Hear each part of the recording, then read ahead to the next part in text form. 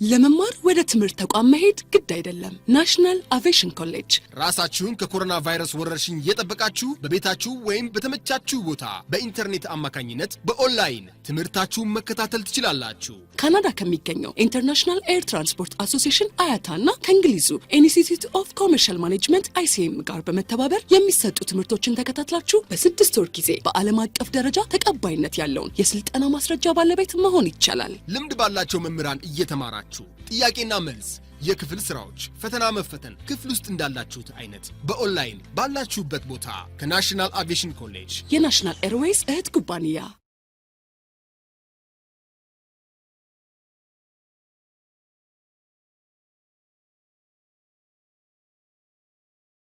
No one is coming. So today we'll see about integration and maintenance. Especially we'll see about discipline and the issue which is related with discipline. So we'll see about employee discipline. What is employee discipline and the measurement or action of discipline, the procedure or the type of discipline action and other issue related with discipline we'll see in this chapter. So before then goes to that is about discipline. What is the difference between discipline and ethics? Ethics. Most of the time we have used the two terms interchangeably as synonymous words. Then sometimes we have to say that discipline, in other days we have to say that is what ethics. Is there a difference between the two? Discipline and ethics. Are they the same? If you have to say they are different, what is the difference between the two? Discipline and ethics. If you have to say both are the same, what is the similarity between the two? Ethics and discipline. But our focusing area is discipline. So in this context, and we'll see about discipline, not about that ethics. But before goes to that is about discipline. What is the difference between this ethics and discipline? Anyone who have an idea or who have information about the two terms about discipline and ethics? Say something about the two. What is the difference? Or are they the same or are different? Ethics and discipline are the same? Are they the same or are they different? Yes? Anyone? Ethics and discipline. When you have to say ethics, when you have to say discipline. Yes? No idea about ethics and discipline? Some other? Yes? Sama? Hello? Someone, doctor. So, Sada, you say something. A discipline. ምን ማለት ነው ዲሲፕሊን? ምን ማለት ነው ኤቲክስ? You can say something in Amharic. I think yes? let me try something. I think who is you? this is Tasfa Kiros. So the rightness, I think when I think the rightness and wrongness of things, ethics. Ethics. Okay. He is an ethical guy. We are referring to he is respecting the rules and regulations of that culture. I think. Okay. When we come to discipline, we will bring this discipline. In terms of discipline, we will refer to the organizations on some kind of institutions, rules and regulations. Yeah. So you are correct. So anyone, another individual who have an idea about the two terms about discipline and ethics? May I, doctor? Yes, with you?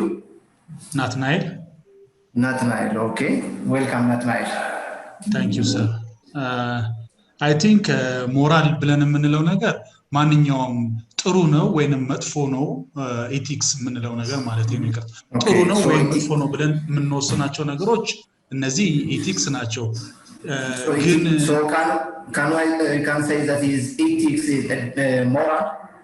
No, just ethics ማለት anything that can be say bad or good, this is nice or this is not, from cultural point of view or from that specific society.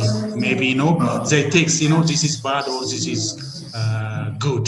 But discipline ምንለው ግን ስታንዳርድ ይኖረዋል። ስለዚህ ማንም ሰው ከዛ ስታንዳርድ ከወረደ ዲሲፕሊኑን አልጠበቀም እንላለን። ግን አስፐር ዛት ስታንዳርድ ግን ይሄ ነገር መጠበቅ አለበት የምንለው ነገር ግን ስታንዳርድ ነው ወይንም ያ ዲሲፕሊን ነው እንላለን። So yes. So let's have an example. ክለብ ውስጥ ወይ ናይት ክለብ አካባቢ ብትሄዱ አለባበስ አጭር መልበስ ወይ ራቁት መሆን ምናምን ነገር በዛ ቦታ ላይ ይፈቀዳል። So ምንድነው የምንለው? ዲሲፕሊን ነው ኦር ኢቲክስ ነው? which one? አለባበሳቸው ወይም ካልቸሩ ወጣ ያለ ወይም ማህበረሰቡ ሳይቀበለው ሲቀር ከማህበረሰቡ ለየት ያለ በቦታው ግን አክሴፕቴብል ነው ያን አይነት አለባበስ ወይም ያን አይነት አጠቃላይ ካራክተሪስቲክስ። So which one? Discipline or ethics? I think it's ethics, doctor. Ethics. Okay. What about other students? Unethical. I think unethical. It is instead of discipline. It is unethical for the whole society. But when we bring it to that specific area, it's so discipline. Discipline. We can say that's a discipline issue. Yeah. That is the issue related with ethics. Yeah. Yes? Yeah.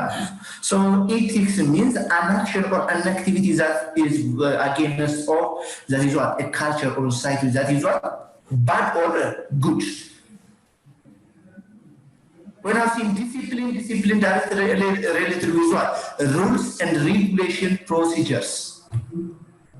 So the previous example, ለምሳሌ ቅድም ናይት ክለብ ላይ ናይት ክለቡ ያንን የናይት ክለቡ መመሪያ ያንን አጭር እንዲለብሱ ይፈቅዳል።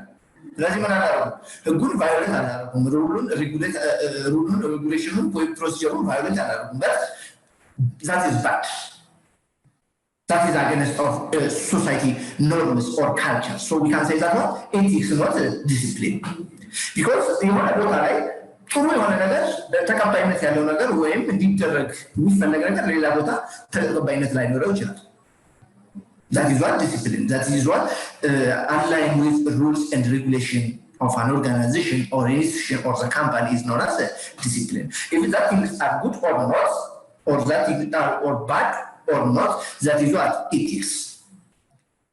That ethics ከሰውኛ ጋር ነው የሚገናኘው። ethics የሰውነት ምንድነው ይሄ ምንለው ሰውኛ ምንድነው የሚባለው?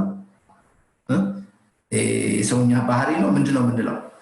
Discipline is that is related with rules and regulation. So that is a difference between the ethics and discipline. So we'll see about discipline. So when I say discipline, is simply the word discipline commits or brings orderly the behavior by member or employees. In other words, discipline implies behaving in a desired manner, performing or acting in a desired manner as per the rules and regulation of what? The organization or the company is known as a discipline. የተቋሙ ህግ መመሪያ ይሄ ነው፣ ህጋችን ይሄ ነው፣ መመሪያችን ይሄ ነው። የሻይ ሰዓት በዚህ ሰዓት ነው፣ የምናምን ሰዓት በዚህ ሰዓት ነው፣ ረፍት የሚወጣው በዚህ ሰዓት ነው፣ ምናምን everything that rules and regulation is we can say that discipline, which means discipline is implies behaving or performing or acting in a desired manner as per the rules and regulation of our organization is known as a discipline. By that we mean that employees confirm the rules and regulations framed by or established or formulated by an organization for an acceptable behavior. That employees that is to act well as per that rules and regulation.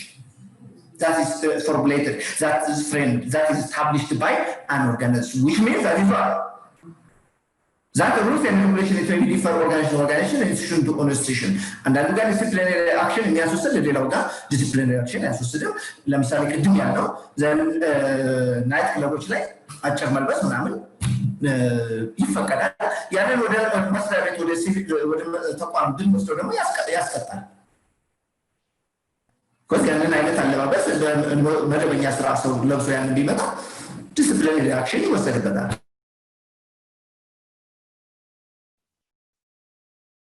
It means a condition in an organization when employees conduct themselves in accordance with the organization rules, standard of unacceptable behavior. Discipline የምንለው አንድ ተቋም አንድ መስሪያ ቤት ሰራተኞቹ እንዲሆኑለት የሚፈልገው ማለት ነው። ከዛ ውጭ ሲሆኑ ምን ይሆናል? ዲሲፕሊነሪ አክሽን ይወሰድባቸዋል። ከማህበረሰቡ አንጻር ከሰውኛ አንጻር ስናየው ደግሞ ጥሩ ነው መጥፎ ነው የምንል ከሆነ that is ethics, that is not a discipline. So let's say according to Richard D. Callon, discipline may be considered as a force that promotes an individual or groups to observe rules, regulation, procedures which are deemed to be necessary for effective functioning of an organization. Let's say according to Tim also, discipline is the order members of an organization who adhere to its necessary regulation because they desire to cooperate harmoniously in forwarding the end which the group has in view. So he defined discipline like this.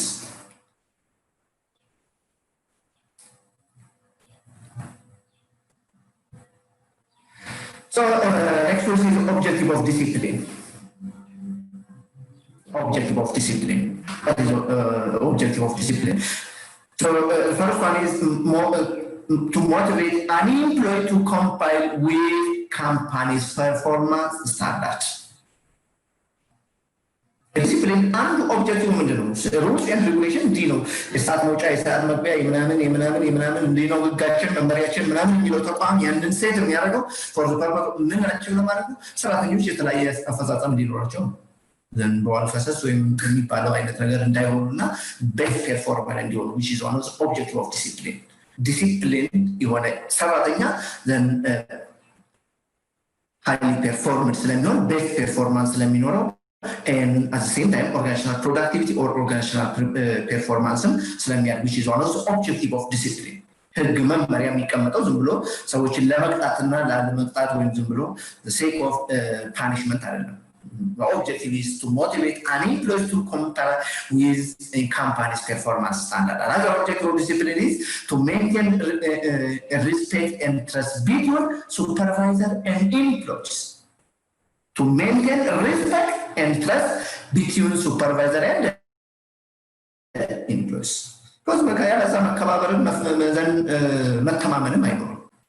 if there is no rules and regulation which govern all body in the organization, that's the manager or maybe that's the middle or the top or frontline employees. Without rules, without regulation, no respect, no trust, no mutual understanding among member of an organization. So which is one of the objective of discipline. ህግ ከሌለ መመሪያ ከሌለ ሁሉም በራሱ መንገድ ይንቀሳቀሳል። ስለዚህ አክባሪም ተከባሪም ምናምንም መተማመንም አይኖርም because የምንሰራው ነገር acceptable ስለማይሆን. So which is one of the objective of discipline. The third one is to improve the performance of the employees at the same time to improve the performance of an organization. Another objective of discipline is to increase the moral and working efficiency of an employee, which is another objective of discipline. Another objective of discipline is to foster industrial peace, which is the very foundation of industrial democracy. ያለዛ አምባገነን ይሞላል። ሁሉም ራሱን በቃ እኔ ኃላፊ ነኝ እኔ አለቃ ነኝ፣ ሁሉም አውቶክራት ይሆናል፣ ዲክታተር ይሆናል። ስለዚህ ስሙዝ የሆነ ኢንቫይሮንመንት አይኖርም። ኢንዱስትሪያል ሪሌሽንሽፕ የሚባለው ነገር አይኖርም which is also objective of discipline because ሁሉም የራሱ ህግ አለው ዘመናለ ማለት ነው ባውንደሪ አለ። ስለዚህ ሁሉም በዛው ስኮፕ ውስጥ ስለሚንቀሳቀስ ስለዚህ ኢንዱስትሪያል ሪሌሽንሽፕ ይኖራል። ህግ ከሌለ መመሪያ ከሌለ ግን ሁሉም አምባገነን፣ ሁሉም አለቃ፣ ሁሉም ኃላፊ፣ ሁሉም ገዢ ተገዥም የሚባል ነገር ወይም አሰሪና ሰራተኛ የሚባለው ነገር ይጠፋል። which is one of the objective of discipline. ተቋም ለምንድን ነው ህግ መመሪያ ለሰራተኞቹ የሚያስቀምጠው ባውንደሪ ይሄ ነው። ከዚህ ብትተላለፍ ይሄን ትሆናለህ፣ ከዚህ ብትተላለፍ ህግ ትጥሳለህ፣ ከዚህ ብትተላለፍ ዘን disciplinary action ይወሰድብሃል የሚባለው to achieve this objective. These are the major objective of the discipline. Then we say that the issue related with discipline, which is discipline problems. What are the discipline, major discipline problems? Major disciplinary problem. One of the major disciplinary problem is attendance. Second one is on-the-job behavior or action. The third one is dishonesty. The fourth one is outside activity. And here there is a touch on this issue, we'll see. So the first disciplinary problem is attendance. So the manager faced a serious disciplinary problem of attendance and they find that absenteeism, tardiness or delay, abuse of sick leave and other aspects of attendance are foremost problem. So there may be several reasons for the problem of attendance. One is the organization failed to align the worker goal with those of organization. Another one is when employees are not able to relate their work and to the organization, it results in disciplinary in attendance. Another one is changing attitude toward employment, maybe another reason for the problem of attendance. So attendance is one of the major disciplinary problem. This is always. I think in your organization also, this is one of the major problem. Yes or no? Attendance. That is absenteeism, delay, abuse of sick leave. በቃ ቤቱ ውልና ወይም ትውልና ሰው አሞኝ ነበር ብሎ ሲክ ሊቭ የሚያመጣ የለም። this one of the major attendance problem. ዲሲፕሊን መቅረት አይቻልም። ከቀራችሁም በትክክል መታመማችሁን ሲረጋገጥ ሲባል from somewhere then sick leave ይመጣል። ስለዚህ ታመም የነበር this one is a major attendance disciplinary problem. So attendance is a major disciplinary problem. That may be raised because of several problems. ለዛም በርካታ ምክንያቶች ሊሆኑ ይችላሉ። አንዳንዱ ስራውን ሳይወደው ሲቀር ለስራው ብዙም ትኩረት ሳይኖር ኃላፊው ሲጠላ ተቋሙ ሲጠላ ምናምን ሲሆን many of reason ሊስት ልናደርግ እንችላለን። That's attendance is one of the disciplinary problem. I think it is everywhere. It is a common problem in our organization. So attendance is a major problem.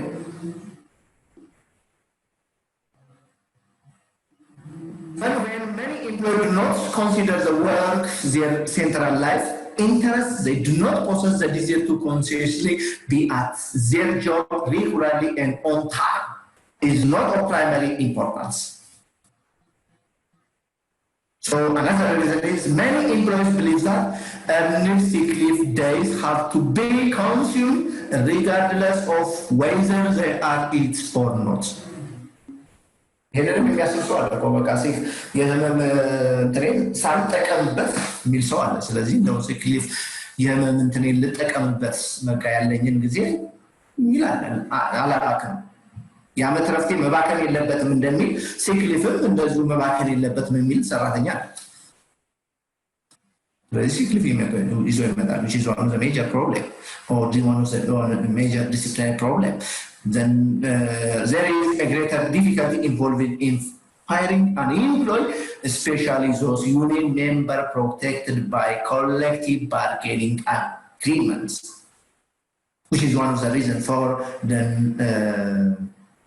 attendance becomes one of the disciplinary problem.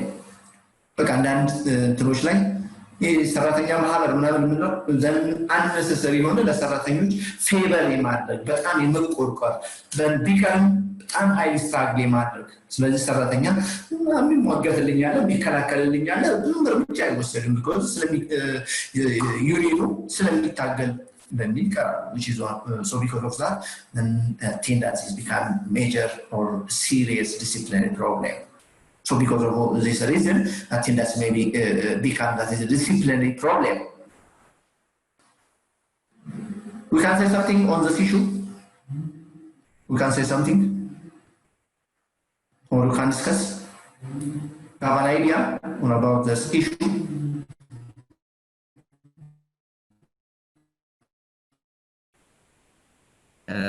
Okay, may I say something, Doctor? So sorry. Sometimes we try to, when we try to follow the rules and regulations of the organization,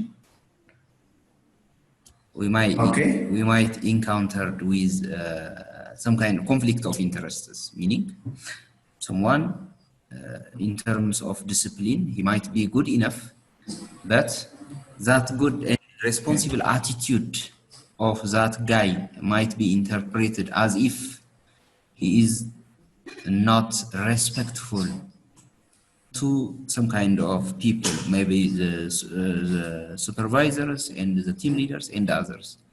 And I could see they are suffering from such kind of, some people are suffering from such kind of problems. Of course, at the end of the day, the best or what matters is to be in integrity, to be respectful to your role, to the rules and regulations of your organization, meaning to your nation.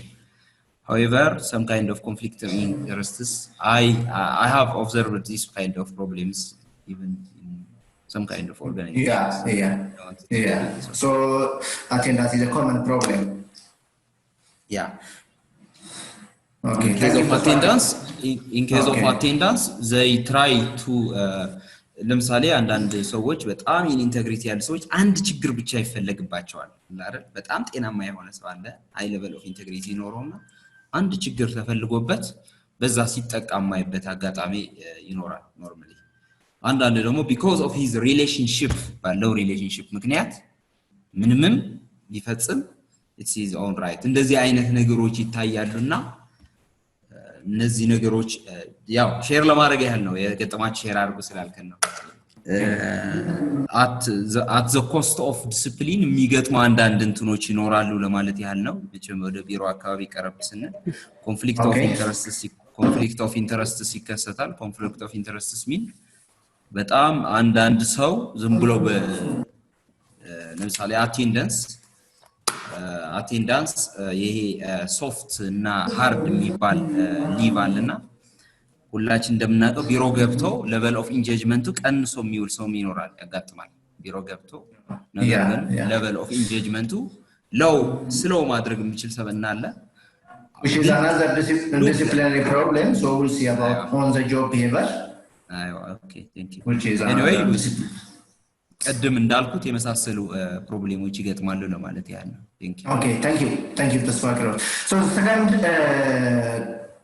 disciplinary problem is on the job behavior which is action then some individual or maybe acts in unnecessary way less as an example fun fighting gambling failure to use safety devices carelessness abuse of alcohol and drugs. This is another major disciplinary problem. Whether such types of things happen in your organization or not, I don't know. But these are one of the major disciplinary problems. These problems are known as on-the-job behavior or action problem. So some organizations are highly faced by such disciplinary problem. So this action reflects the direct breach of an organizational rules, such as refusing to by a supervisor order, ignoring safety procedure, being intoxicated on the job, are all forbidden behavior. So many organizations faced or challenged by such disciplinary problem. Since this infraction of organization rules are easy to identify and correction action should be immediately taken. Then the third disciplinary problem is dishonesty. Dishonesty has resulted in the most several disciplinary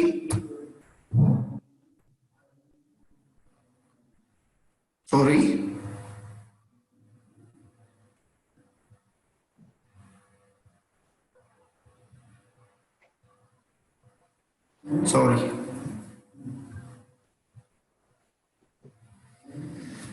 Then the third one is dishonesty. Dishonesty is the third one. So dishonesty has resulted in the most severe disciplinary action. the most severe disciplinary action is dishonesty.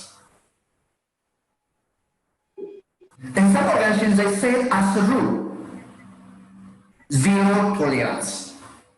Zero tolerance if an individual, he or she, act as a dishonesty. That is the level of then action. It may be different organization to organization, but dishonesty is more severe disciplinary action than on the job behavior and attendance. In terms of the severity, it may be attendance less than that is on the job behavior less than dishonesty. So dishonesty is the most severe disciplinary action. So although it is not widespread employee problem, it is like a string of theft, information falsification. It has been the common example of employee dishonesty. በቃ ያልሆነው ሆነ፣ ያልተሰራውን ተሰራ፣ ዛሬ እንደዚህ ተባለ፣ እንደዚህ ተነገረ፣ እንደዚህ ተቋሙ እንደዚህ አለ፣ ሶ ኃላፊዎች ዛሬ እንደዚህ አሉ። is a major problem. በቃ ማዛባት ነገሮችን ወደ ተለያየ አቅጣጫ መውሰድ and theft that are a major disciplinary problem. So this problem, disciplinary problem is categorized under dishonesty. So when disciplinary problem, we can summarize into three: attendance problem, and on the job behavior, and dishonesty problem. And also our outside activities are it is additional. Till there is a debit or still there is no arguments on this issue. Whether it is disciplinary problem for one organization or not. We'll discuss outside activities. Sometimes it is considered one of a disciplinary problem, which is an activity that employees engage outside of their work if either effect on the job performance, generally reflect negatively on the organization image. Unauthorized strike, having one's wage garnished and outside criminal activity, working for competing organizations are such outside activity. Among organizational personnel, this is the sort of activity we include, but multi-organization or questioning the organization key value in public. But there is no argument on this issue. That is the issue of debt.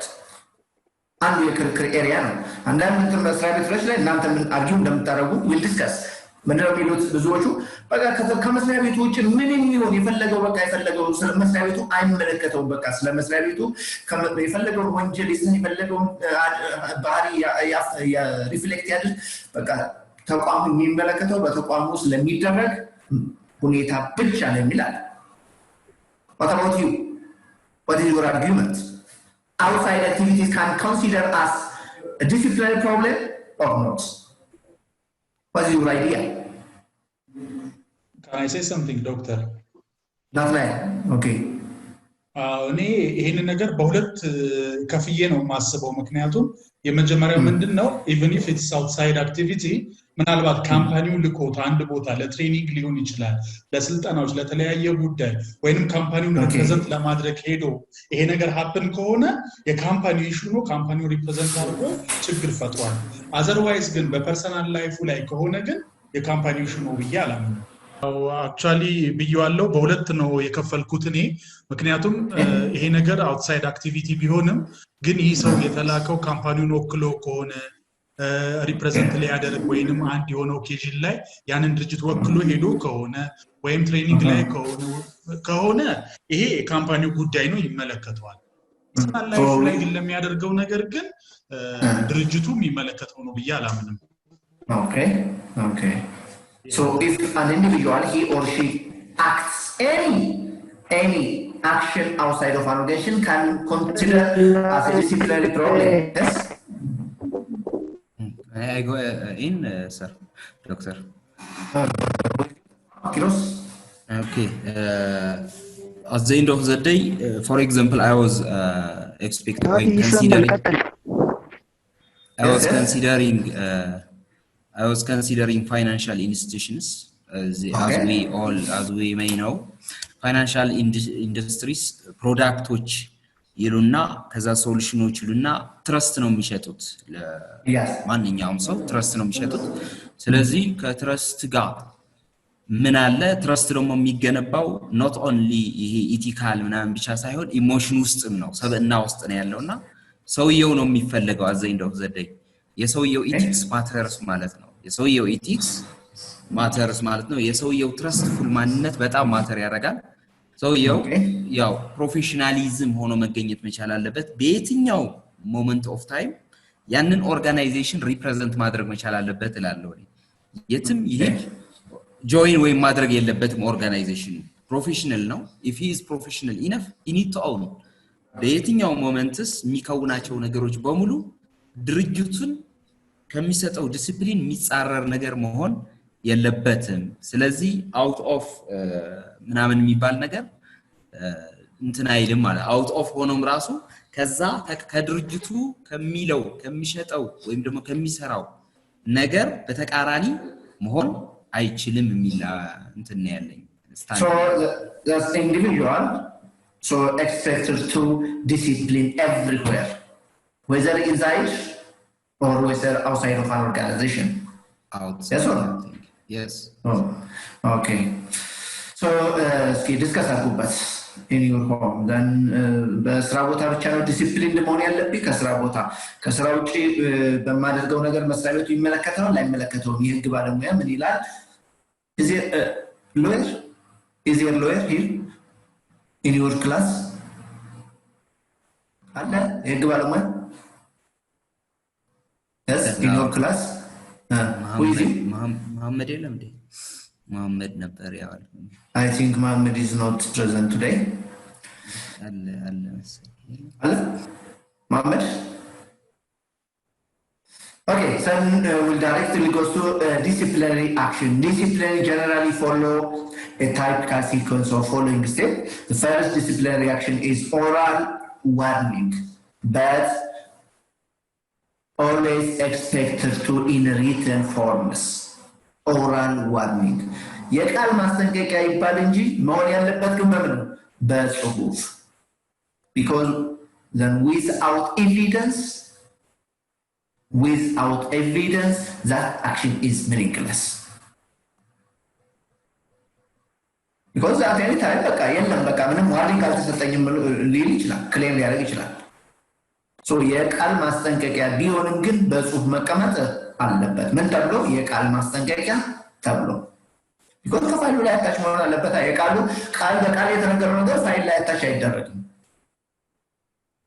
ስለዚህ አክሽን ለመውሰድ በኋላ እኮ ለተለያዩ ነገሮች ላይ ልንጠቀምበት ነው so that disciplinary action so the first sequence of a disciplinary action is oral warning second one is written warning the third one is suspension the fourth one is demotion the fifth one is pay cut and the sixth one is dismissal so dismissal is the last disciplinary action oral warning is the first one the mildest form of disciplinary is oral warning this is usually awarded on minor offenses like late coming absenteeism and other disciplinary problem second one is written warning second step in order for severity in progressive disciplinary in the written warning or notice this is awarded for repeated minor offenses or some major lapses the third one is suspension also called layoff this the next logical steps if oral and written remands have no achieved desired outcome suspension as a punishment awarded for some major stress offenses suspension may be for a certain period ranges 1 day to several weeks or months during suspension period employees paid a reduced pay known as substance allowance fully pay can be given if the suspension is withdrawn አሁን ካሉበት የሥራ መደብ አንድ መደብ ወይ ሁለት መደብ ዝቅ ብለው በዚህ ጥቅም ወይም ደሞዝ ያገኛሉ that is the third disciplinary action suspension the fourth one is demotion The fourth series of offense where suspension has not been effective and management to want to avoid dismissal.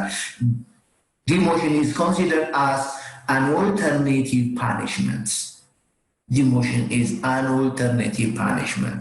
It is not worth that in contrast to previous disciplinary action. Demotion is not temporary, but a constant one.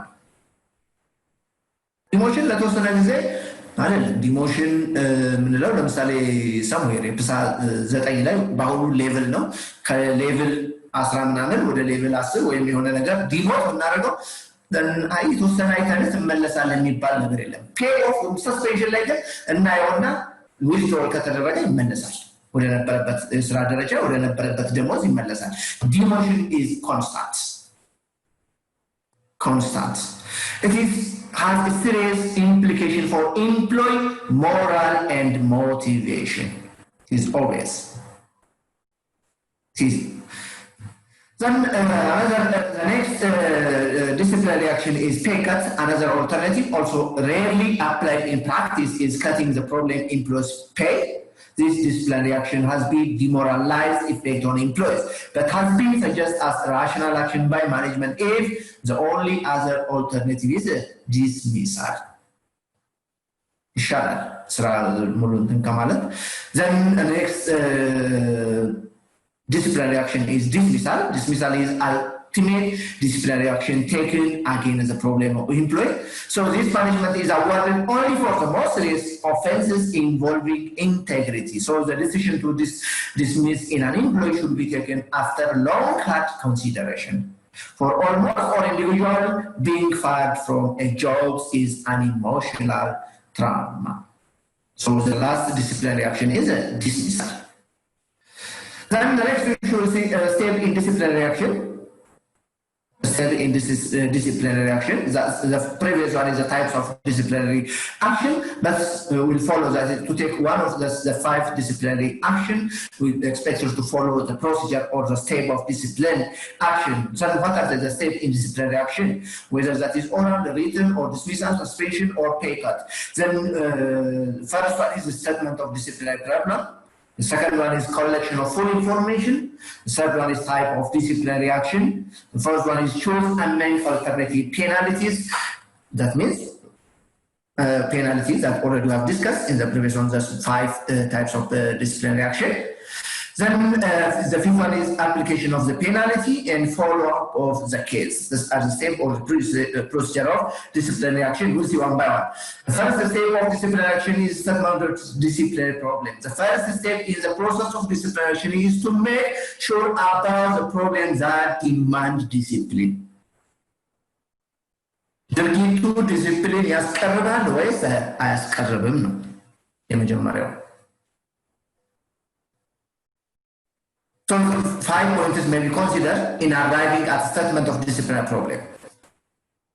Action disciplinary ነው አይደለም ለዲሲፕሊን ያስቀርባል ያስቀርብም ለማለት 5 ጉዳዮችን ማየት ይጠበቅብታል ነው One is the executive should carefully determine the nature of the violation and avoiding any misinterpretation of the circumstance, which is one of the points that we consider to arrive or to conclude that action is subject to disciplinary action. If an employee is falsely accused, the executive has to face unfortunate consequence of his false action. The second point is when the violation has been determined, the executive should state objectively the characteristics of a violation. That means specific rules, regulation, order that was broken must be determined. Discipline rules and regulation ጋር ይያዛል ብለናል። ስለዚህ ዲሲፕሊነሪ አክሽን ያስወስዳል አያስወስድም የሚለው የትኛውን ሩል የትኛውን ሰነድ የትኛውን አንቀጽ የትኛውን አርቲክል ቫዮሌት እንደተደረገ ኦብጀክቲቫይ መደረግ አለበት። This is the second point. Otherwise that the action is not subject to that discipline action. The third point is the circumstance must be determined, which means the violation may be excusably or not depend on the circumstance. The fourth one is the executive must be ascertain what individual in the violation. The fifth point is, it is significant to state when or how often a land violation occurs. The frequency of a violation. And ጊዜ ከሆነ discipline action ሊያስወስድ ይችላል. So the second step of disciplinary action is collection of full information. በቃ ዲሲፕሊን ያስቀርባል የሚለው ነገር ኮንክሉድ ካደረግን በኋላ ዘንድ ስለ ድርጊቱ ስለ አጠቃላይ ሁኔታው መረጃ መሰብሰብ which is the second step. The discipline ያስቀርባል ካለ ከዛ በኋላ ደግሞ then second step is collection of full information about the issue or the discipline action. Gathering facts essentially supplementary to the preceding step as well as others to follow. When an employee breaks the rules or fail to meet established standard of work or conduct, the management cannot afford to ignore such unsatisfactory conduct. So, but instead of taking hasty action, he should make through investigation into the case. Which means, ይሄ የታወቀ ነው። ብዙ ጊዜ ለምሳሌ በእጅ ከፈንጅ የሚያዝ ከሆነ ምስክር ምናምን ብዙ ጊዜ ሊያስፈልግ ይችላል። ለዚህ የሚያስፈልገው ብዙ መመራመር፣ ብዙ መረጃዎችን ማሰባሰብ፣ ምስክር 3 4 ምናምን የሚባለው እጅ በእጅ ወይም እዛው እጅ ከፈንጅ ነው አይነት ነገር ሳይያዝ ሲቀር ነው። ስለዚህ እንደዛ አይነት ነገር ከሆነ ብዙ መረጃዎችን ማሰባሰብ ይጠይቃል። In the process of fact gathering, the executive should not confuse opening with facts. If the openings are mistaken for fact, it is easy to reach a wrong conclusion. Then the third step of disciplinary action is then choose a disciplinary type of disciplinary action. That is oral, written, suspension, dismissal, demotion. Which one is appropriate? This is the third step. መረጃውን ካሰባሰቡ በኋላ ነው የትኛው ቅጣት ላይ ያርፋል። ምሳሌ በፍርድ ቤት ስንሄድ እኮ ወደ ፍርድ ቤት ላይ የትኛው አንቀጽ ላይ ይሄ ጥፋት ያርፋል የሚባለው መረጃው ከታወቀ በኋላ እዚህ አንቀጽ ላይ እዚህ ደረጃ ላይ ያርፋል። So which is the third step of disciplinary action. Then the fourth step is choose amend alternative penalty. After a case investigating for disciplinary action has been properly examined and alternative penalty considered. So the particular penalty to be applied should be chosen fairly and forthly. So to overall penalize the employees is unfair, but licensing may encourage more and more violations. So every effort should be made to prevent the occurrence of these offenses. But if drastic action is necessary, it would be taken without hesitation. Without any hesitation. Then the next step is application of penalty. Penalties are most effective when punishment is closely associated with a mind of wrong or with act that bring it. If the penalty is delayed, the employee may have forgotten the wrongdoings, the things that comes in the peaking on him. 2013 ለተሰራ ጥፋት 2012 ላይ ለተደረገ ድርጊት 2013 ላይ ውሳኔ ቢሰጥ ወይም ቅጣት ቢተላለፍ that is meaningless. ሰውየው የማያስተምረው ምንም የሚያመጣው እንትን የለም። ሰው ምን መሆን አለበት? ኦን ታይም መሆን አለበት። ምክንያቱም የዘገየ ፍትህ ምንድን ነው የሚባለው? እንደ ቀረ ቆጠራ ነው ምንድን ነው የሚባል አባባል አለ። So that action should be taken on time. Then, the next step of disciplinary action is follow-up of the case. The ultimate aim of disciplinary action is to develop good discipline. So ultimate goal ሰራተኛው ተቋሙ የሚፈልገውን ባህሪ እንዲላበስ ግን መመሪያም ሰዓትም የሚቀመጠው ለምን ነው ብለናል። At the beginning, that is what an individual to act or perform in the disciplinary role and organization. Ultimate goal is action የምንመስለው. So it is aimed to make sure that employees do not break rule or disobey orders. Disciplinary action cannot repair the damaged one. የጠፋው ነገር አይመልስም፣ ግን ያው ሰዎች እንደገና እንዲማሩበት ያደርጋል ነው እንጂ ለምሳሌ ሰው የገደለም ያው እንትን ይላል ማለት ፍርድ ይፈረድበታል፣ ግን ሰውየው መመለስ አይቻልም። ለኔክስት ታይም ግን እንዲማርበት ይደረጋል ነው። It is a good practice to check the performance and attitude of employees who have been subject to disciplinary action. So So all about that is a step and procedure of disciplinary action. The next issue we'll see about guideline in administrating discipline, how to administrate, how to manage discipline issue. So the following are general guideline in administrative discipline. One is discipline should be corrective rather than what? Formative. Corrective action አስተማሪ ነው መሆን ያለበት እንጂ የሚያስፈራራ ቅጣት ወይም በቃ ሰዎችን ከዛ በኋላ አጎንብሰው እንዲፈሩ የሚያደርግ መሆን የለበትም። አስተማሪ ነው መሆን ያለበት ዲሲፕሊናሪ አክሽን። አጎንብሰው እንዲሄዱ ራሳቸውን እንዲጠሉ የሚያደርግ ቅጣት መሆን የለበትም። That disciplinary action should be what? Corrective. Another one is discipline should be progressive. ቅድም ያላቸው ማለት ከኦራል ዋርኒንግ እስከ ዲስሚሳል በፕሮግረስ መሆን አለበት እንጂ በአንድ ጊዜ ዲስሚስ ማድረግ አውቶማቲካሊ ሮንግ ነው። አውቶማቲካሊ ሮንግ ነው። አንዳንድ መስሪያ ቤት ያስቀምጣሉ፣ ህግ ያስቀምጡና ያለምንም ቅድመ ሁኔታ ብለው ይሄ ያለ ቅድመ ሁኔታ የሚያስባርር ነው። ያለ ቅድመ ሁኔታ እንዲህ ያደርግ I think that is wrong. So discipline should be progressive መሆን አለበት። የሆነ አክሽን ይወሰድበታል። በዛ ካልተማረ ኔክስት ካልተማረ አሁንም ኔክስት እያለ ይቀጥላል። So one of the guideline in administrative discipline is discipline should be progressive and discipline should follow the whole stop rule. ቅድም እንዳልኩት immediately ነው በቃ በዛው ድርጊቱ በተከሰተ ክስተት ውስጥ በዛው ታይም ፔሪድ ውስጥ ነው ውሳኔ መስጠት ያለበት። ቅድም እንዳልኩት በ2013 ለነበረ ድርጊት 2013 ላይ ውሳኔ ቢሰጥ ወይም ተቀጣል ዲሲፕሊነሪ አክሽን ተወስዶባል ቢባል that is meaningless. So discipline should follow the whole stop rule. And go to some organization. አንዳንድ መስሪያ ቤት ስትሄዱ ሲታሽ ምናምን ሲባል ምስክር ሲባል የሆነ ነገር ይሁን ሲባል አሁን እንደውም ፍርድ ቤት ላይ ምንድነው የሚባለው? በሁለት ወር ውስጥ አንድ ሰራተኛ የሚሰናበት ከሆነ ምንድነው የሚለው? በሁለት ወር ውስጥ ሁለት ወሩን ካለፈ ሰራተኛው ምን ይሆናል?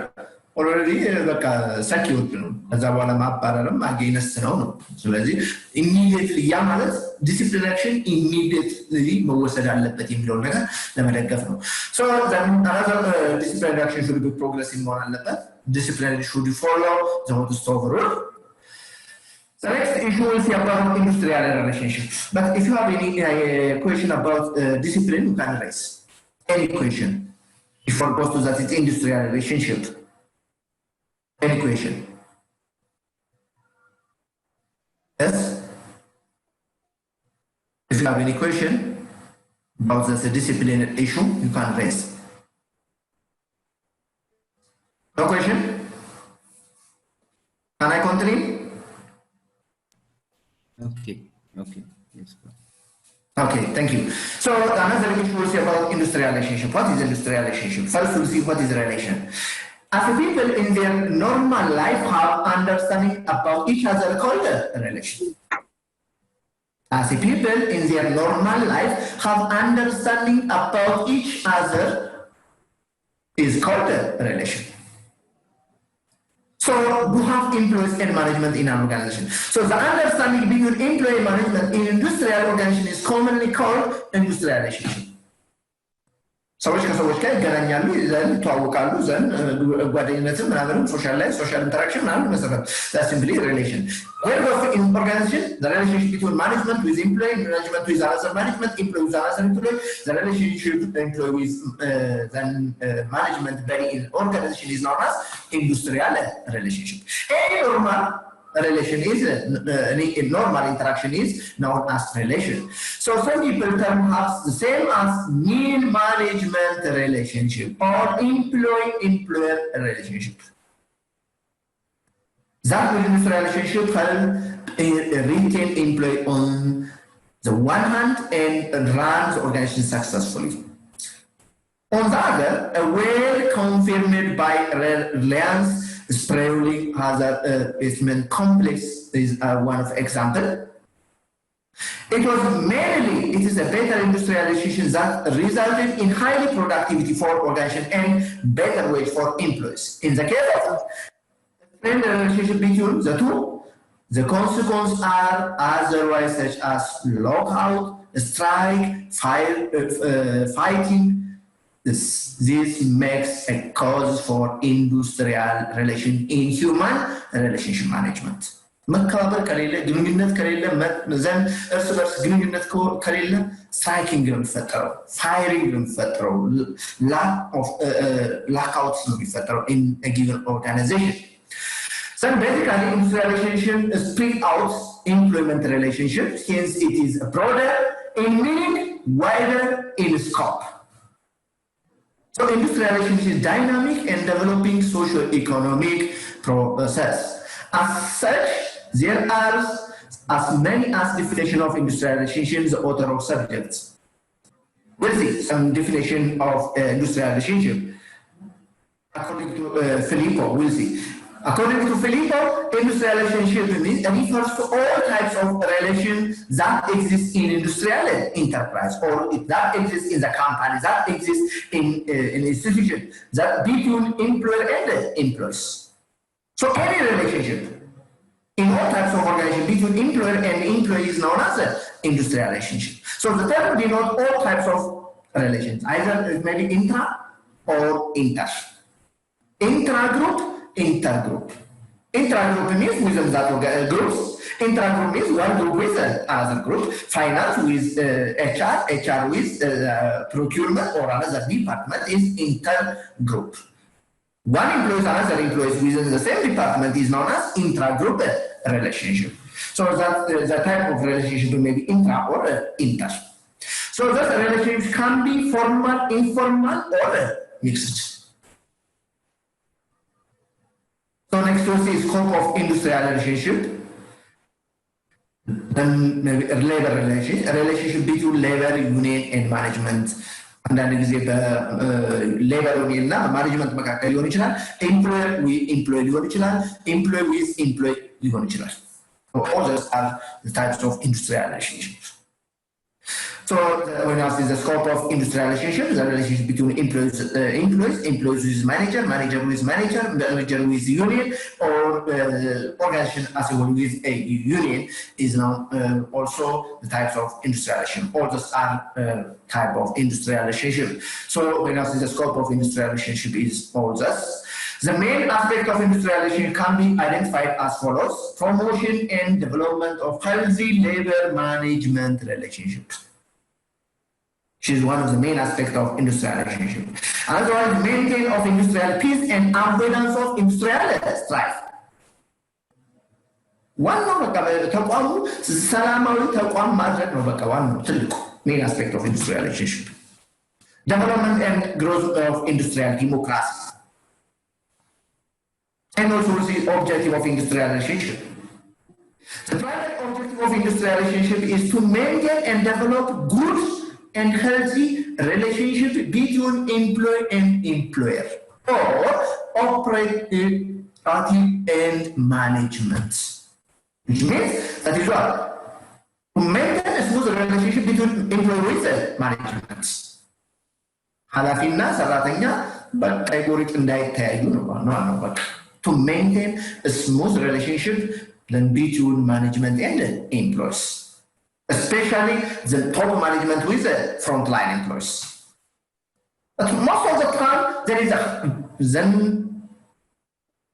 a big gap between top management and frontline employees. There is any relationship.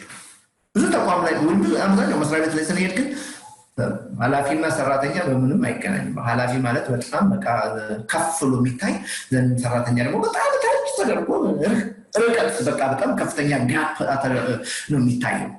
that is wrong. So industrial relationship its ultimate goal is to maintain smooth relationship between management and employees, especially top manager with frontline employees. Then the third is subdivided into other objectives. The objective of industrial relationship, one is establish and foster sound relationship between workers and management by safeguarding their interests. በመደራረብ ካለ የሰራተኛውን ጥቅም ማስከበር ይቻላል። ሰራተኛው ኃላፊው የሰራተኛውን እርስ በርስ የመከባበርና ጥቅምን የማስከበር ሁኔታ ይኖራል። የመራራቅ ሁኔታ ከሆነ ግን ለኔን ሁሉ ማድረግ አይቻልም which is one of the objective ለምንድነው መቀራረብ የሚያስፈልገው ለዚህ ነው second one is avoiding industrial conflict and strike by developing mutually amend interests of concerned party which is one of the objective of industrial relationship another one is keep as far as possible strike and lock out and guardrails by enhancing the economic status of the workers. Another objective is provide an opportunity to workers to participate in management and decision-making process. Another objective is raise productivity in organization to curb employees' turnover and absenteeism. All those are all objectives of industrial relationship. So the next issue we'll see about collective bargaining. What is collective bargaining? What is collective bargaining? Collective bargaining is a process by which the representative organization meet and attempt to work out a contract with employee representative, which is union. Collective bargaining. But collective bargaining, in other words, which is a process of negotiating between management and the worker represented by their representative for determining mutual agreed the term and condition of work which protects interest of both worker and management. የሰራተኛ ማህበር ከኃላፊ ጋር ዲል ያደረግ ወይም ዲስከስ ያደረግ that is known as collective bargaining ምን ለማድረግ የተቋሙንም የሰራተኛውንም ጥቅም ለማስከበር which is known as collective bargaining, which is a process of negotiating between management and the worker representative. Different issue. So, what is the objective of collective bargaining? What is the objective of collective bargaining? One is to foster and maintain cordial and harmonious relationship between employer and management and employees. Industrial relationship which is one of the objective of collective bargaining. Because በእያንዳንዱ ኢሹ ላይ ሰራተኛ ተወካይ ወይም ኤኒ ዩኒየን ይወክላል የሚል ጥቅም ያስከብራል የሰራተኛውንም የተቋሙንም የኃላፊንም የምንል ጋር ኃላፊና ዩኒየኑ በተለያየ ኢንተርቫል ፔሪዲካሊ ዲስከስ ቢያደርጉ ኢንዱስትሪያል ሪሌሽንሽፕ ወይም ስሙዝ ኢንቫይሮንመንት ስሙዝ ሪሌሽንሽፕ በተቋሙ ማምጣት ይችላል which is one of the objective of collective bargaining. ለዛ ነው ዩኒየን የሚያስፈልገው. One is to protect the interests of both employer and employees. To protect the interests of both employer and employees. Another one is to keep outside the government intervention by and to promote industrial democracy. But there are different types of collective bargaining. One is destructive bargaining. Destructive, the name it implies destructive. ሉዝ የሚያደርግ ግሩፕ አለ ማለት ነው. there is no win-win የለም. የጋራ ተጠቃሚነት የሚባል ነገር የለም. This types of bargaining occur when labor and management are in conflict on an issue and when the outcome is a win-lose situation. A win-lose situation. And win የሚያደርግ and lose የሚያደርግ አለ ማለት ነው. In such types of bargaining there is no win-win. Because of that, such types of bargaining is known as destructive bargaining. For example, if a union wins an increase of 40 cents per hour, the management has lost some of its profits. ሰራተኞች በቃ ደሞዝ እንዲጨመርላቸው ባርጌን ካደረገ አንድ ፕሮፊቴብል ኦርጋናይዜሽን በዛ አማውንት የተቋሙ ፕሮፊት ያድጋል ማለት ነው። ስለዚህ ተቋሙ ከአጠቃላይ ፕሮፊቱ በአመት ሊያገኝ የሚችለው በተወሰነ አማውንት የሚሆን ሉዝ የማድረግ ነገር አለው። such types of bargaining is destructive bargaining. Second type of bargaining is integrative bargaining. It occurs when the two sides face a common problem. For example, high absenteeism among employees. Both parties can attack the problem and seek the solution for provide for win-win outcomes. Is integrative bargaining. በጋራ ሰራተኛውን ወደዚህ ደረጃ እናምጣው፣ በጋራ እንዲናዝ፣ በጋራ እንዲነሳ፣ በጋራ ሰርተን እንዲናረጋለን፣ ተቋሙን ለውጣለን፣ ሰራተኛውን እናስተካክላለን. So that is such types of bargaining is integrative bargaining. Another is concession bargaining. It exists when something of importance is given back to management. So concession can consist of wage cuts, wage freeze, or previously negotiated increases, benefits, reduction, change in the work rules, that result in increasing flexibility of management as a singular action. Then bargaining is known as concession bargaining. So there are different types of collective bargaining. Another issue we'll see about grievance handling. Grievance handling. What is grievance handling? Grievance is a complaint. Grievance is simply complaint, whether right or not, about an organization policy, procedure, management, and practice that create dissatisfaction or discomfort of an employee is known as grievance. በቃ በተቋሙ ህግ መመሪያ ስርዓት አጠቃላይ ሂደት ላይ ፕሮሲጀር ላይ ዲስኮምፈርት ከሆነ ሰራተኛ ምናልባት ኮምፕሌን አድርጓል ማለት ነው። that is ምናልባት ነው grievance አለ። So grievance is a complaint whether valid or not about organization. ያ ግን ትክክል ላይሆን ይችላል። ለምሳሌ መመሪያው እንዲሆን የለበትም እንዲሆን አለበት የሻይ ሰዓት 4 ሰዓት መሆን የለበትም 4 ተኩል መሆን አለበት ምናምን ተብሎ then so complain ቢያደርግ valid ላይሆን ይችላል። So which complain upon. So there is what? Grievance. So the term grievance denotes any disconnect or dissatisfaction of an employee, whether expressed or not. Those are the original because grievance. Those are the grievance. Grievance. Those are የተቋሙ አይታወቅም ማለት ነው። ወዴት እንደሚሄድ ምን እንደሚሆን ሰራተኛው ምን ፊል እንደሚሆን ቢገለጽ የተሻለ። So the grievance it may be that is what expressed ሊሆን ይችላል or hidden ሊሆን ይችላል. On the analysis of upper meanings, the following feature of grievance can be noted. One is grievance reflects dissatisfaction or discontent experienced by an employee. It is a feeling of injustice to one's job by employee or in management. It may be unvoiced or implied or expressed by an employee. It may be written or verbal. It may be real or imaginary or valid or legitimate. Grievance arises out of something related to employees' employment contracts. And grievance, if not released, redress in the time, give rise to disconnect, frustration, poor morale, ultimately to low productivity. ሰራተኛ ዝም ሲል ኃላፊ ዘንድ ለምንድን ነው ዝም ያለው ብሎ ያንን እስካላመጣ ድረስ ነምበር ኦፍ ኮንሲኮንሶች ሊመጡ ይችላሉ። አሁን ያልናቸው ፍራስትሬሽን ሊመጣ ይችላል።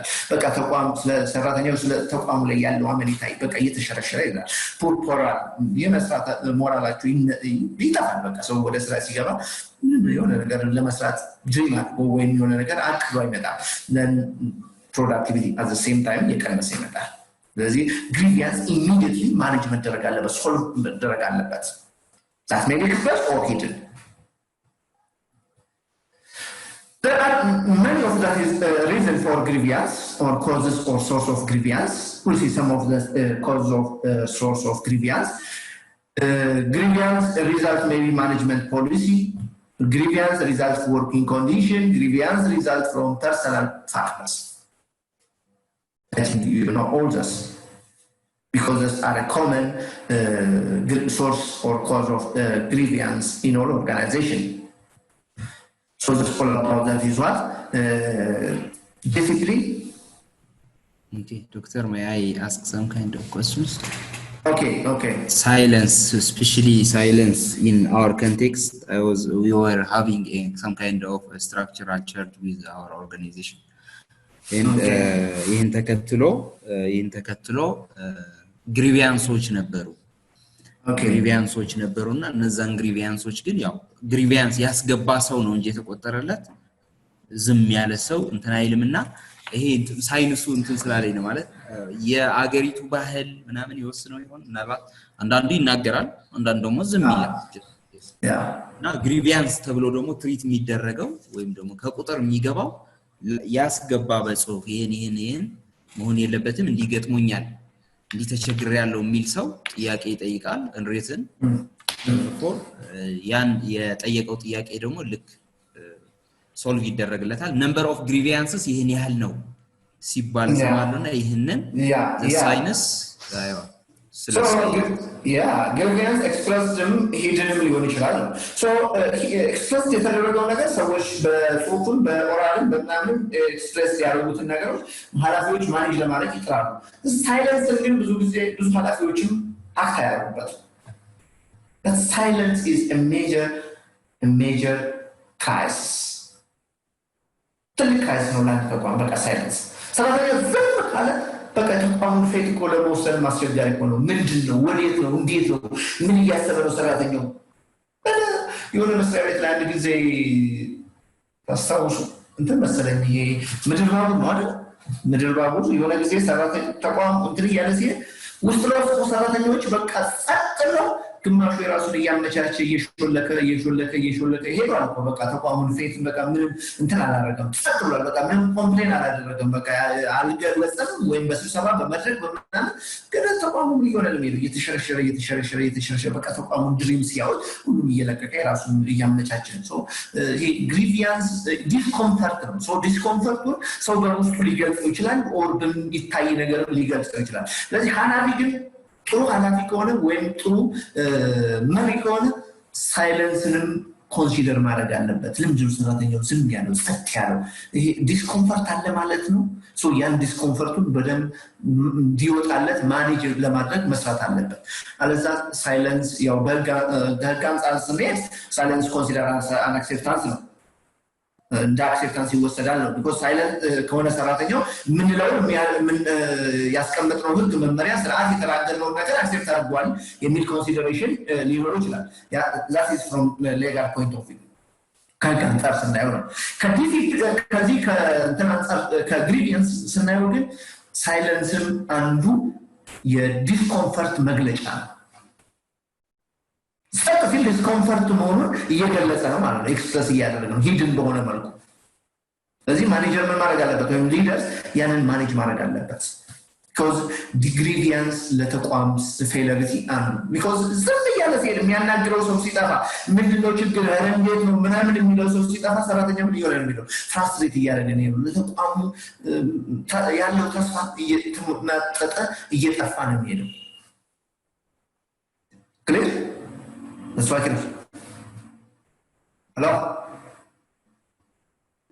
እንዳይረብሽ ብዬ ነው ሎክ ያደረኩት እሺ Okay, thank you very much thank you doctor so the next one is we'll see about internal mobility and separation we'll see about internal mobility and separation so we'll see about the issue of promotion transfer demotion one or another already we have discussed on the previous chapter about to talk about that is a disciplinary procedure or type of disciplinary action.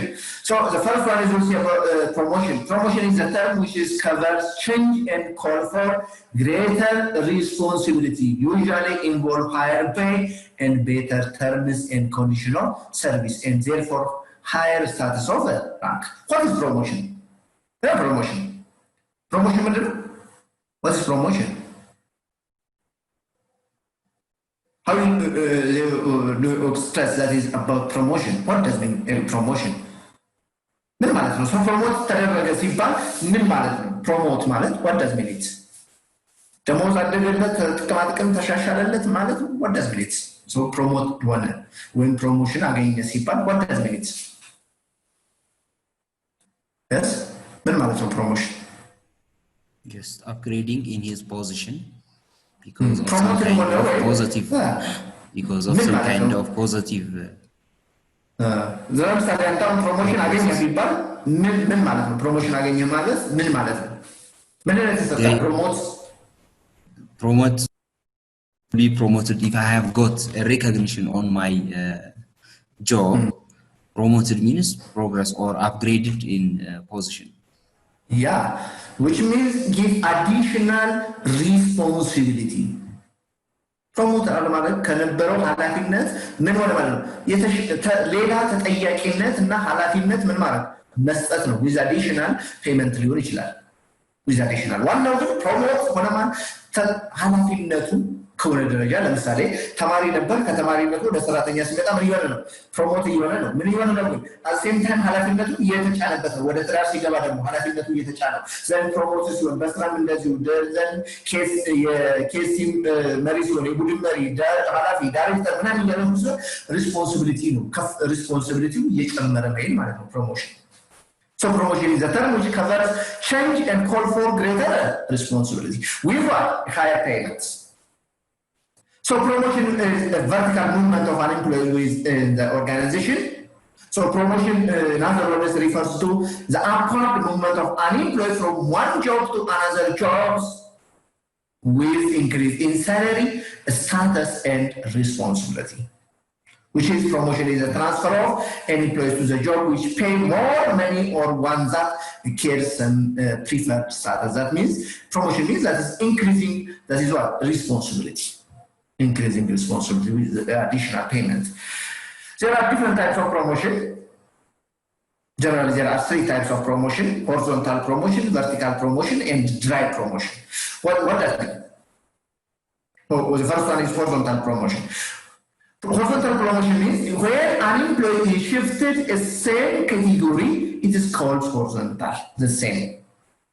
Finance, ክፍሉስ ከፋይናንስ ቡድን መሪነት ወደ ፋይናንስ ዳይሬክተርነት in the same area, in the same position, that is known as horizontal promotion. It is important to note that such promotion may take place when an employee shifts with the same department to other from one plant to other plant. And the machine when better that is horizontal.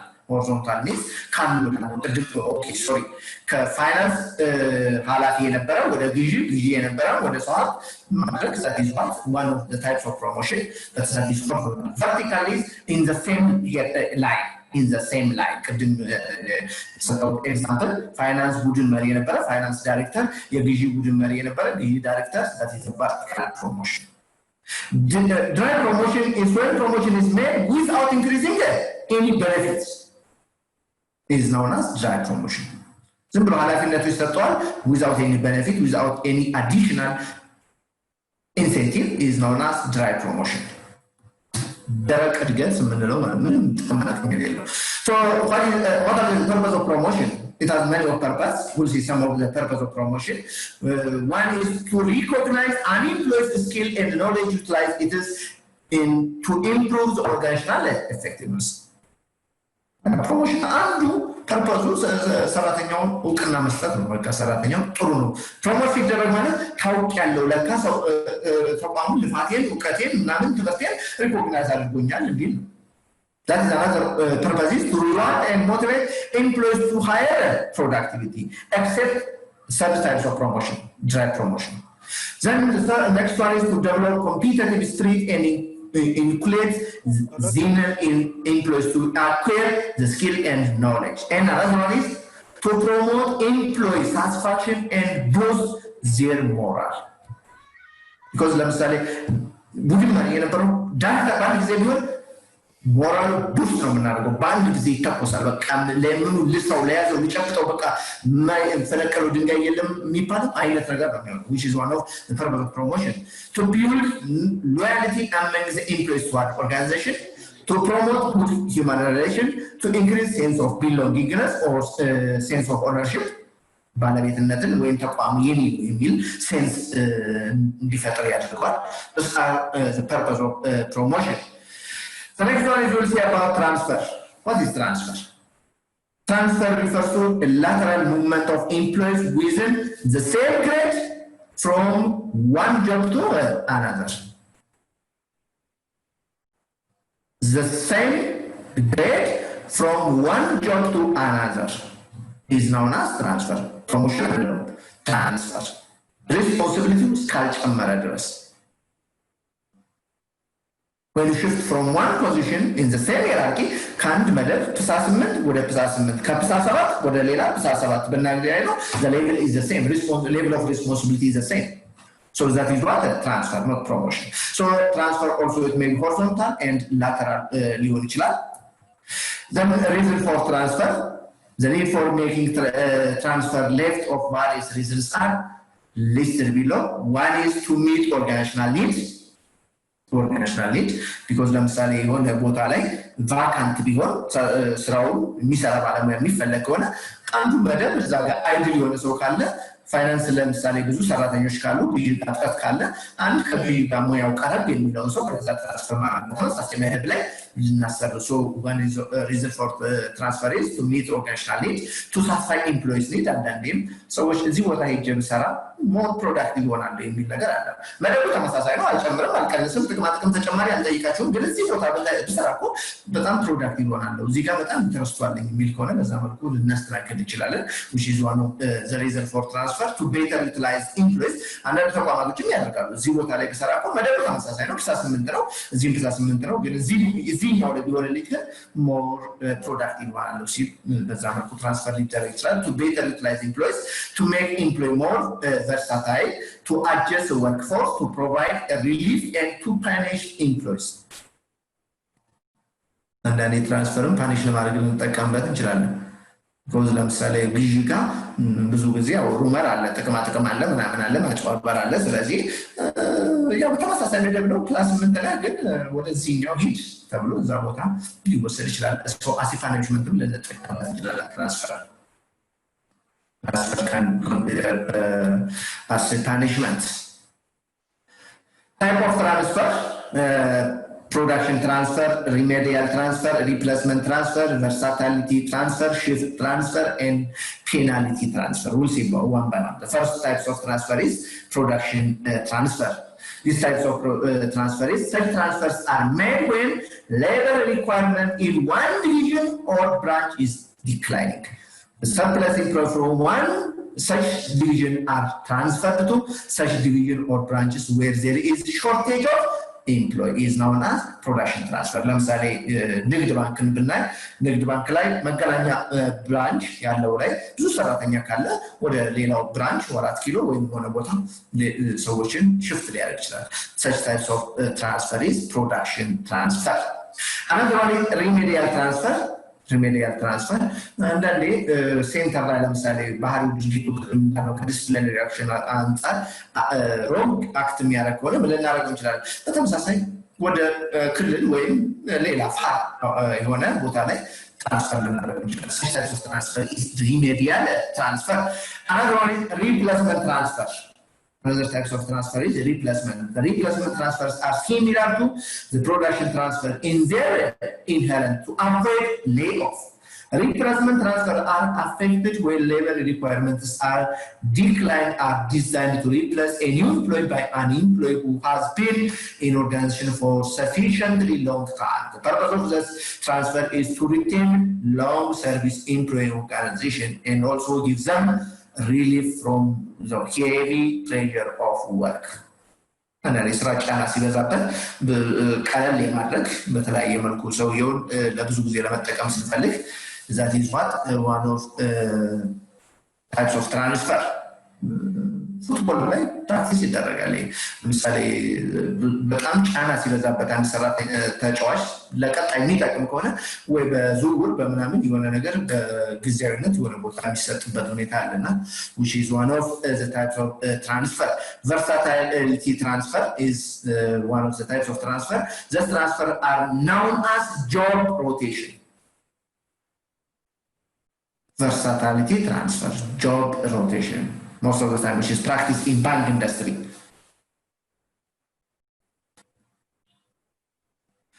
the fifth types of transfer is shift transfer these transfers are affected in organization work where work progress for 24 hours in shifts ብዙ ጊዜ ስፔሻሊ ኢንዱስትሪዎች ላይ ፋክተሪዎች ላይ በየ8 ሰዓት ሰዎች በሽፍት አንድ ሰው 8 ሰዓት መስራት አለበት ስለዚህ በ8 ሰዓት ኢንተርቫል ውስጥ ሽፍት የሚደረግበት ሁኔታ ከሆነ which is one of the types of transfer which is shift transfer another one is penalty transfer the management may use the transfer as instrument to penalty employees involved in undesirable activity in the organization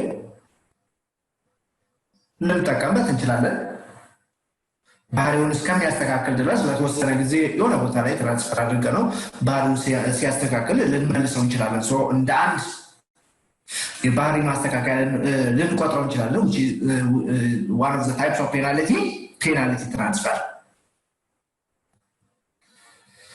Another issue is about demotion.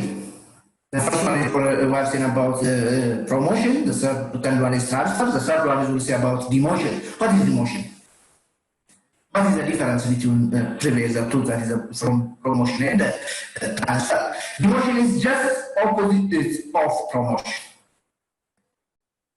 It is downward, but promotion is upward. The movement of an employee in the organization hierarchy with lower rank and status and pay. But when you are context again, pay መቀነስ አይቻልም። በሲቪል ሰርቪስ መመሪያ መሰረት pay ኮንሲደር አልተደረገም። በሌላው ዓለም ላይ አንድ ሰው ዲሞት ከተደረገ ሁሉም ነገር ነው የሚቀነሰው፣ ራንኩም ስታተሱም ክፍያው። በእኛ ሀገር ግን ክፍያ ጥቅማ ስፔሻሊ ሳላሪ ጥቅማ ጥቅም ይቀራል። የወንበር የምናምን የሚባሉት የኃላፊነት የሚባለው ይቀራል። ደሞዝ የሚባለው ግን ቤዚክ የሆነው ነገር አይቀነስም አንዴ ከደረሰበት። So demotion is a downward movement of an employee from one position to lower position. The cause of demotion is one is incompetency, adverse business condition, and disciplinary measures as cause of demotion. The fourth one is separation. The fourth one is separation. The function of human resource management starts recruiting employees from the society of their use in the organization and in separation. And when I say the element or component of human resource management, the first element or component of human resource management, we have to say what? Job analysis. The last one is what? Separation. Job analysis, human resource planning. Next to human resource planning, recruitment, selection, induction, orientation, training, development, performance appraisal, compensation, and that is what?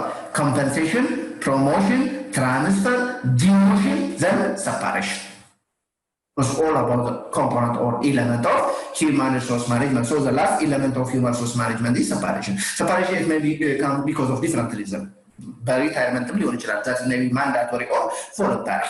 ለምሳሌ voluntary ሪታይር ለማድረግ እንትን አለዋል 25 እንትን ቮለንታሪ ጡረታ ለመውጣት ማንዳቶሪ 60 ወይም 65 አካባቢ መሰለኝ። ሶ ሰፓሬሽን በተለያየ መልኩ ሊሆን ይችላል። በውሳኔ ወይም በሪታይርመንት ሊሆን ይችላል። ሪታይርመንቱም ቮለንታሪ እና ማንዳቶሪ ሊሆን ይችላል። ቮለንታሪ ለመሆን ግን 25 ዓመት አገልግሎትና ስንት ዓመት እድሜ ነው? 25 ስንት ነው? የለም የሚያክሰው ቮለንታሪ ሪታይርመንት አንድ ሰው በግሌ በቃ ጡረታ መውጣት አለብኝ ብሎ በራሱ ፈቃደኝነት ለመውጣት ምን ያህል ጊዜ መሆን አለበት? ጊዜው ስንት ነው? የሚያውቅ ስንት ዓመት አገልግሎት ስንት ዓመት እድሜ ነው? ነው አቴኒ ታይም ይችላል። አቤት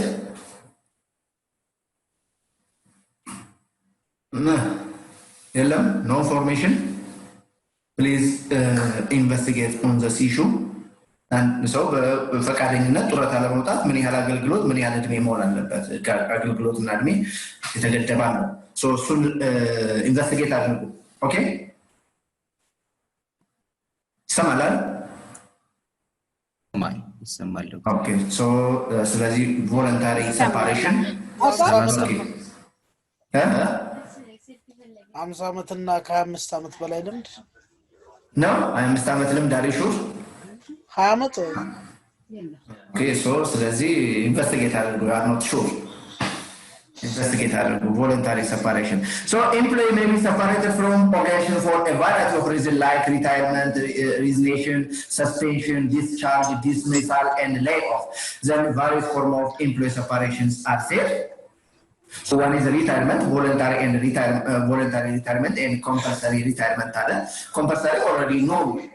Then voluntary will investigate voluntary retirement. Many are the main na yagar close zaman already determine ተደርጓልና እሱ ኢንቨስቲጌት አድርጉ ጠይቁ የህግ ባለሙያዎች then the second types of one is resignation layoff retrenchment and dismissal so all the above is our contents of the course so it's all about that is what the course so thank you ዶክተር የሪታየርመንት ቮለንተሪ እና ኮምፐልሰሪ ሪታየርመንት ላይ ኦርጋናይዜሽኖች እንትን ሊያደርጉት ይችላሉ ሊቀንሱት ምናምን አይችሉም አይደል ተመሳሳይ ነው የሚሆነው የአንድ ኦርጋናይዜሽን ካገኘን በህግ የተቀመጠ ነው ምናልባት ከሀገር ይለያያል እንጂ በሀገር ውስጥ ይለያያል ከአንድ ሀገር በኢትዮጵያ እና የሌላው ሀገር ይለያያል በአንድ ሀገር ውስጥ ግን whether that is private or government, the retirement age and experience is the same. Okay. Already that is stated by the law. Okay. Okay, another idea or information? Any information is that maybe comment or suggestion and also that maybe question. Okay, comment. Okay. Comment the way you deliver was amazing enough. በጣም ኮሚትመንቱ ቪዲዮም ስለነበረ በጣም it was participatory, it was open to us even. Okay. በጣም ደስ ይላል። ቪዲዮም ስለነበረ በጣም አስቸጋሪ ይመስል ነበርና በጣም ቀላል በሆነ ወይ ነው ዴሊቨሪ ያደረገው። እኛም ክላስ ውስጥ ሁሉም ተመሳሳይ ስሜት ነው ያለው። ይሄ ዴሊቨሪ Thank you. Thank you. Thank you very much. Thank you. ጎንበስ ብዬ ተቀብያለሁ። እሺ ዶክተር ቴንክ ዩ ችግር ኦኬ ሶ ስለ ኤግዛም ያው ኮሌጁም ጋር ዲስከስ የምታደርጉ ይመስለኛል ዲስከስ አድርጋችሁ በሚኖረው አሬንጅመንት እንቀጥላለን ሶ እስከዛው መልካም ቆይታ ከዛ በፊት ቴንክ ዩ ዴድላይን አለው ምናልባት ጥያቄ ነው ያለኝ እኔ እንኳን እሺ እንትን ለማለት ብዬ ነው እሺ ለምሳሌ ያክል አንዳንድ ጊዜ የአኑዋል ኢንክሪመንት እና ስቴፖች አሉ አንዳንድ ተቋም ላይ ምን አይነት አመታዊ ኢንክሪመንት እና ስቴፕ የሚባሉ አሉ አይደል በዛ ምክንያት በቆይታ ጊዜ በጣም ይሄዱና ከዛ ተምረው ምን ብለው ወደሚቀጥለው ስቴፕ ሲሄዱ ግን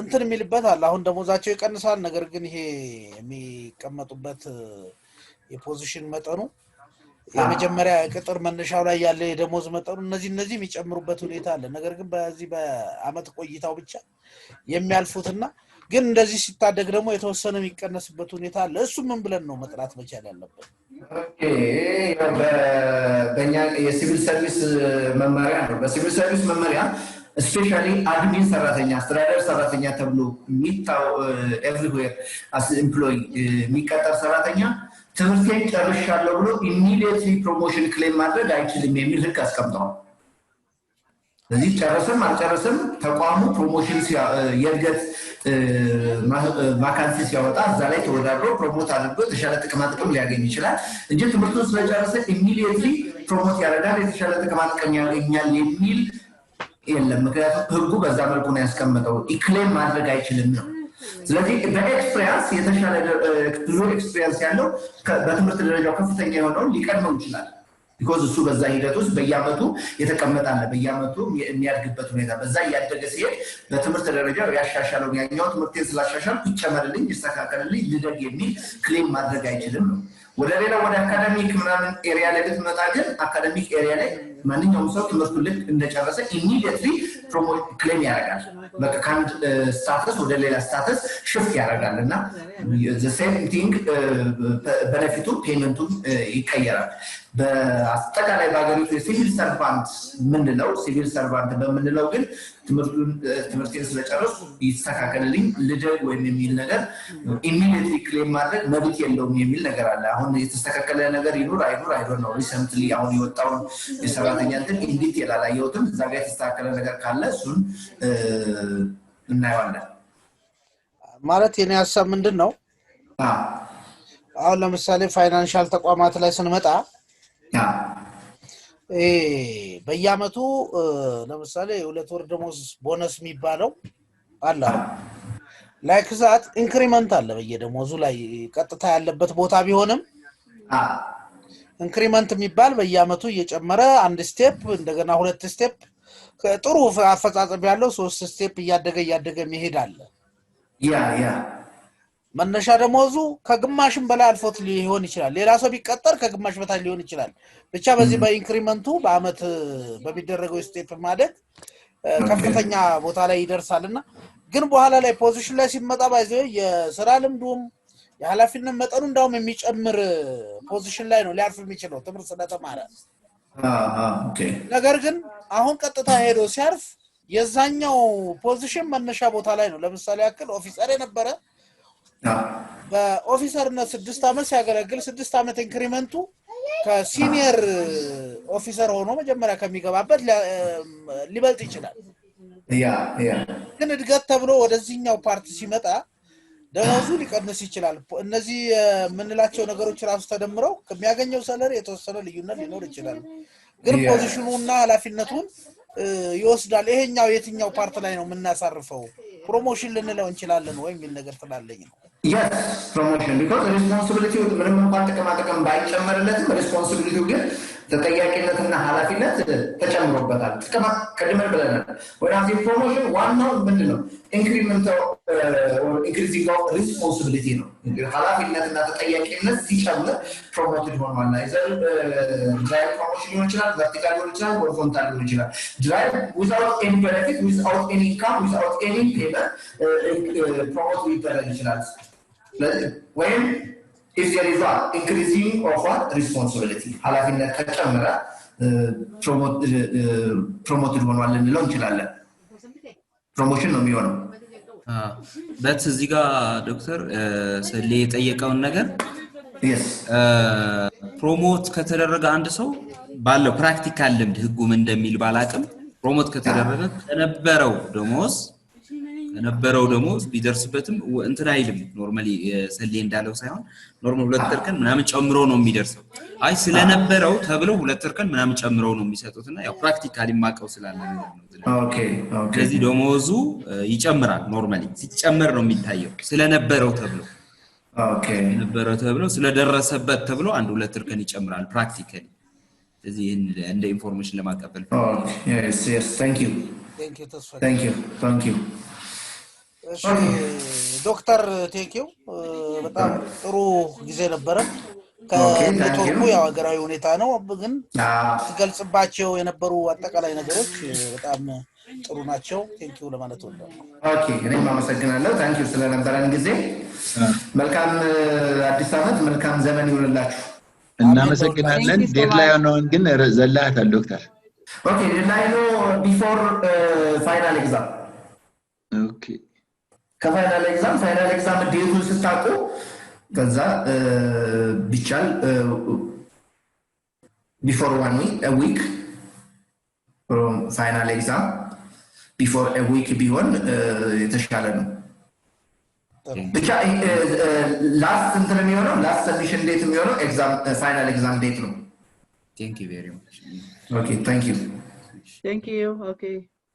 okay bye bye thank you okay bye bye okay have a nice night okay thank you በትምህርት ከፍ ብሎ መብረር ይቻላል ናሽናል አቪዬሽን ኮሌጅ የናሽናል ኤርዌይስ እህት ኩባንያ ከከፍተኛ ትምህርት አግባብነትና ጥራት ኤጀንሲ ሙሉ ዕውቅናን ባገኘንባቸው በማስተርስ ዲግሪ MBA በስትራቴጂክ ማኔጅመንት MBA በባንኪንግ እና ፋይናንስ MBA በቢዝነስ ሊደርሺፕ MBA በሪስክና ኢንሹራንስ MSc በኢንተርናሽናል ትሬድ እና ኢኮኖሚክስ ዘርፎች በእውቀት ለመቅረጽ የበቁ ፕሮፌሰሮቻችን አረንጓዴ መብራታቸውን አብርተዋል በነገራችን ላይ በኬንያ ሀገር ከሚገኙ ስመጥር ዩኒቨርሲቲዎች በሚመጡ ፕሮፌሰሮች የትኩረት መስክ ትምህርቶቹ መሰጠታቸው ልዩ ያደርገናል በምርጥ የትምህርት ስርዓት የተገነባው ናሽናል አቪዬሽን ኮሌጅ በመጀመሪያ ዲግሪ በአቪዬሽን ማኔጅመንት በሆቴል ማኔጅመንት በአካውንቲንግ እና ፋይናንስ በማርኬቲንግ ማኔጅመንት አስተማማኝ ትምህርት ይገቢውና ራስዎንና ሀገሮን ይለውጡ አድራሻ 22 አደባባይ ወደ ሾላ በሚወስደው መንገድ ላይ